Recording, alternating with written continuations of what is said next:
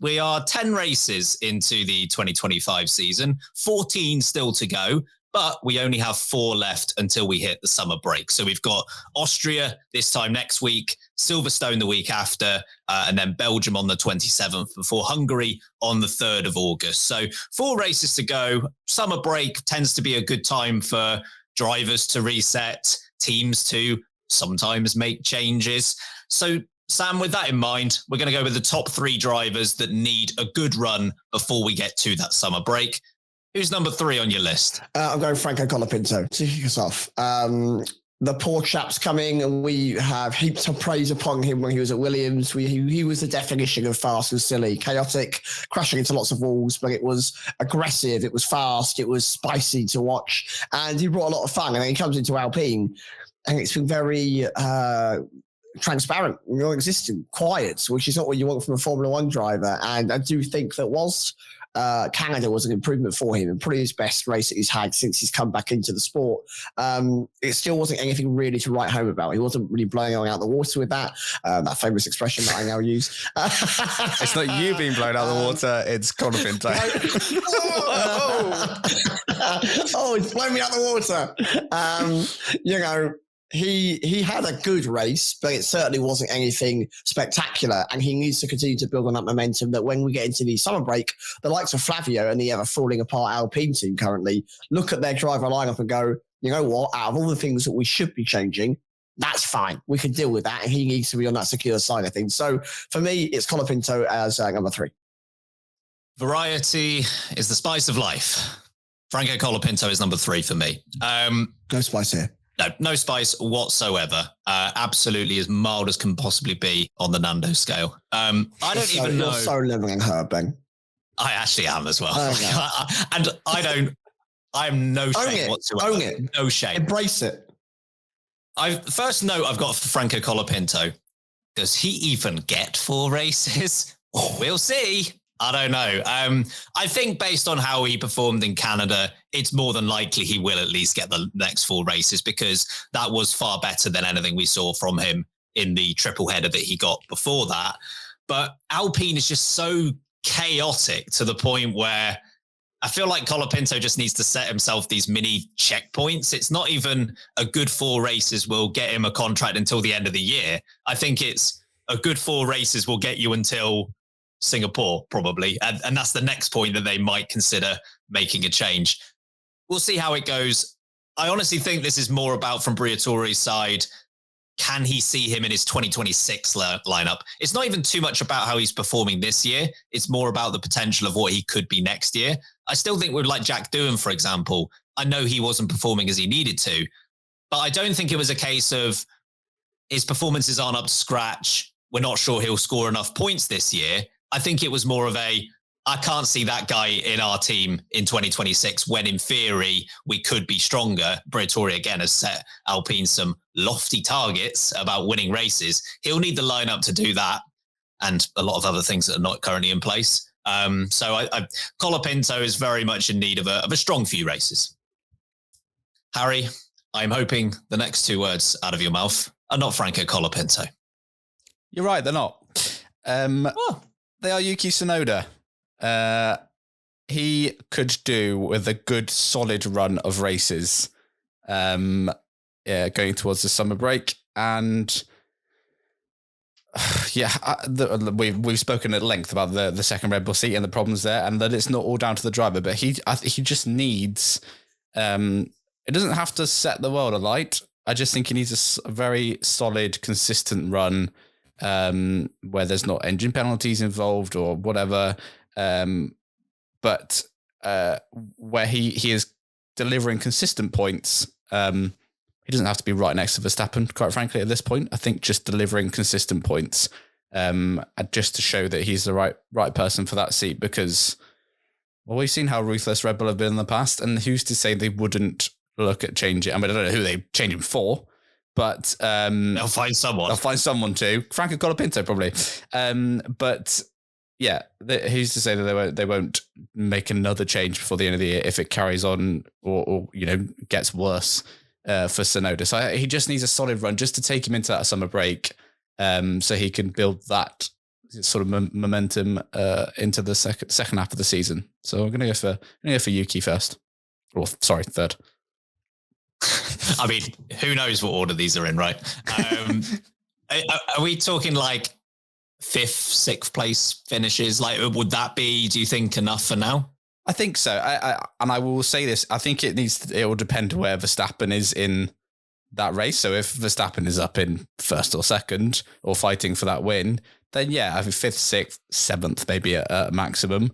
If the Red Bull's clearly slower and Vstappen isn't that high up, then I think Tsunoda has the right to be slightly further down that top 10. But I think as long as he is still scoring good points, I think that'll be enough. He just needs to show that he can be a bit closer to Vstappen, but also could just consistently there. Sam, after Colapinto is 3rd, who is 2nd on your list? Lando Norris, 2nd on my list. And this isn't from a negative point of view. This isn't like with Colapinto or maybe Tsunoda, where a drive might be at stake. We want this championship to stay alive. We want to have a great season all the way through the season to the end of it. We want to have every race where there's something to fight for. And after Canada, there's every chance that sets him back, both in a mental capacity where he ends up feeling anxious or he ends up overthinking what's going on in terms of that car and the team dynamic, and that could affect his form. We've seen it affect his form before. We don't want that to happen again. So I think Lando Norris needs to do what he does brilliantly. He needs to turn up, nail qualifying, needs to get into that top 2, top 3, and then he needs to show some of that raw pace that he's delivered, because his raw pace at Canada before the incident, arguably the fastest on the racetrack, but he needs to do that from the front too, and then get into the race wing. And I think if he can win 2 of the next 3 and fight right up there at the front with Piastri in terms of the championship, we're going to have a great time as viewers. And secondly, he will be much better, because when his form is on top, he's a fantastic race driver and we can see a real talent there. He just needs to get a bit of that form going his way. Harry, who's number 2 on your list? He's already been mentioned, so I won't go into it too much, but Franco Colapinto is number 2 on my list. Crying out loud. Sorry, Franco. Yeah. It's not been. It's been almost the opposite of what he did when he joined that Williams car last year. And you're right, Canada was definitely better for him, but he needs some better results fast, because who knows what amount of races he's actually been given / what they said that he's going to have. But they don't know. They don't know. It could be race by race, this contract he's got. Who knows? And I wouldn't put it past Lavia to do that. So yeah, he needs some stronger form very soon, because there's a reason they got rid of Jack Doohan. And they can't justify this for much longer if Colapinto carries on the same way. And where do they go? Because that's even, I'd say Red Bull have maybe a couple of options. They're not great. Alpine, don't know. Maybe Jack Doohan again. Might have to bring him back. Sergio Perez. Any of your kids want to get in, or you busy? Yeah. Is this part of the 100 race flying up, Mo? You're getting in the car? Yeah. Colapinto desperately needs some good results very, very soon. Number 2 on my list. I haven't had the opportunity to do this in a little while. This is a YouTube exclusive, and I know you hate it, but Oh no, not again. The 2 L's have come out. Oh. It's Liam Lawson. That's excellent. It's been a while. Is it? The problem is you've said it's excellent now, so just going to keep doing it. This is a results-orientated business, and those results don't look great. There can be, I think, where you're not performing on the level of your teammates, some mitigating circumstances. It's difficult to find where they are for Lawson. So if you look at, say, Carlos Sainz this year, who's underperforming a little bit versus Alex Albon, it's his first year at the team compared to Albon, who's been there for quite a while. Antonelli, he's a long way behind George Russell. He's a rookie, and George Russell is a pretty great driver. Lewis Hamilton, he's a bit of a way behind Charles Leclerc. He's the most successful driver in the sport. He gets something of a pass. And then Fernando Alonso, who has had, despite what some people will tell you, pretty bad luck so far this year. With Liam Lawson, what's the mitigating circumstance outside of the fact that he didn't start at that team at the beginning of the year? I feel like that switch that happened after China, you give him a few races grace period, but not up to race 10. And so far, Hadjar is 21-4 clear in terms of points. And I don't think Hadjar's been out-qualified by Lawson at this point either. And of course, Hadjar, again, is a rookie and quite a bit younger than Lawson. So, yeah, he could do with a few solid races. Wouldn't shock me if that's not the only time we hear Liam Lawson's name. We'll see. Sam, number one. Prepare to be shocked because it's the double L's of Liam Lawson. That's a bit cringy. I wouldn't do that. Oh, yeah, it's horrible, actually, that. I feel quite sick. Yeah, so everything you said there, Ben, I won't drag that out too long, but I think Liam's biggest concern should be, of course, the early application for a license from Armin Lindblad as part of the Red Bull family. He is clearly doing a good job in Formula 2. He's right up there in the standings, I think third currently as we record this, the youngest in the category, and he is delivering really consistent results. And if Lawson is going to continue to not deliver results against the likes of Hadjar, who is a rookie, of course, couldn't get anything done in the Red Bull second seat against Max Verstappen. And not only that, he treats a Formula One race like an absolute wreckfest. That man just drives around taking parts off his and other people's cars for fun. Every race, it's like, oh, another crash. I'm just going to hit someone just because I can. I think that they will start to look elsewhere because I think that Armin Lindblad will deliver at least the same amount of speed. Yes, that's disappointing, but what are they losing by swapping out this driver at this point? So I think that Liam Lawson probably needs a good, maybe a points finish. Needs to out-qualify Hadjar at least once. Needs to show that he's able to get through a Grand Prix without causing absolute chaos for his side of the garage. For any chance to really be kept in that seat come the end of the season, because whilst I don't know if they'll make an immediate swap in the summer break, I do think that they might have already reserved judgment on Lindblad and gone, we're happy with where we are. But with Liam Lawson, it might be, if you don't deliver now, come Christmas, we'll see you later, mate. I think we're almost there.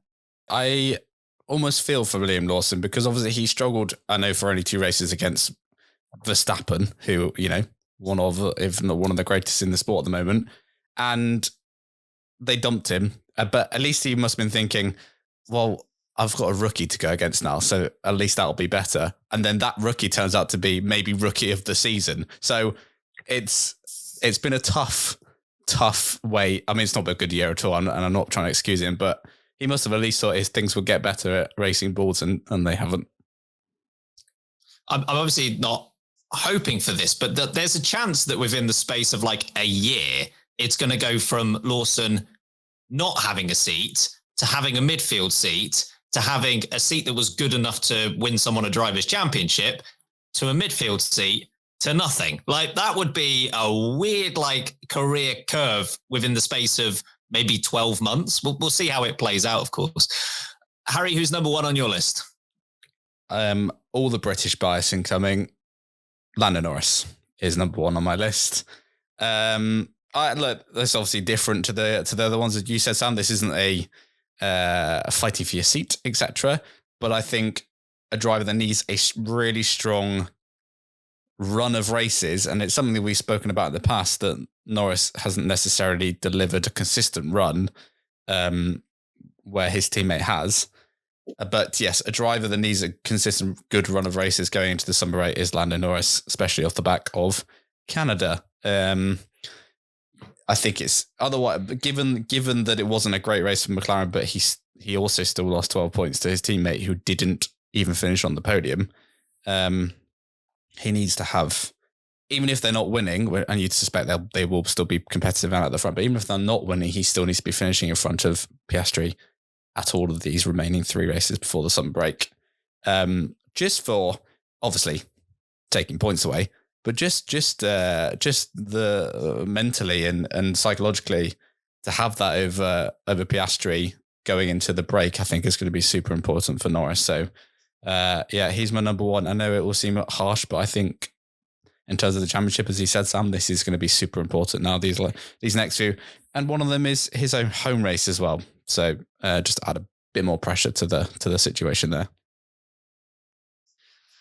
Same sort of angle for me, but a different driver. Again, thinking of the championship or the potential lack of one, my number one is Max Verstappen. again, I've selected Colapinto and Lawson as the first two on my list. They're very much about keeping their seats. I think Verstappen's going to keep his seat. I do think that will happen, even if he is an absolute hairpin merchant, as discussed on the last episode.